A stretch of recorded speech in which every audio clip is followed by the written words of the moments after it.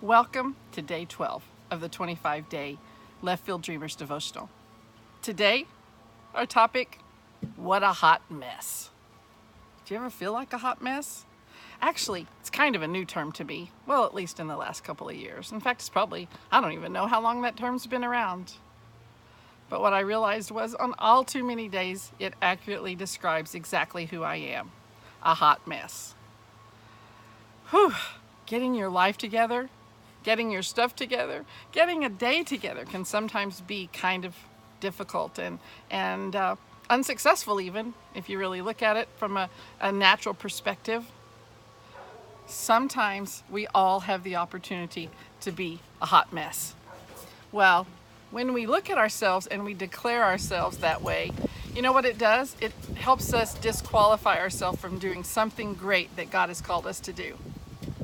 The truth is, God is the gap filler. Whatever you're short of, God fills in the gaps for. It's a beautiful thing God likes to call grace, right? Grace empowers us to do the amazing things that God has called us to do. So whether we feel like we're a hot mess and we don't really have anything to contribute, or we feel like that we got it all going on, right? Whichever way, trust me, we need God's grace.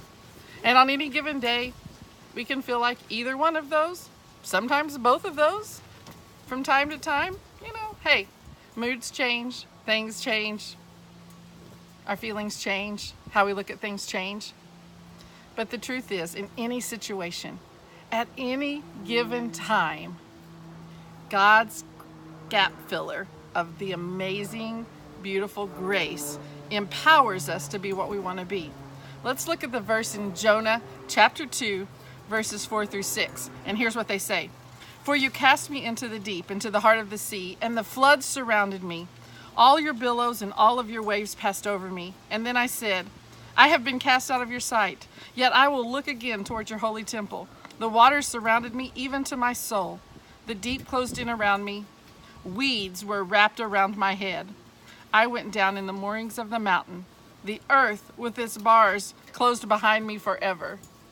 Just imagine what Jonah must have looked like and what his thought processes must have been as he floated down into the deep part of the sea. He had seaweed wrapped around his head. Girl, sometimes my hair looks like I have seaweed wrapped around my head. But you know what? It doesn't really matter. Because God thinks I'm beautiful all the time.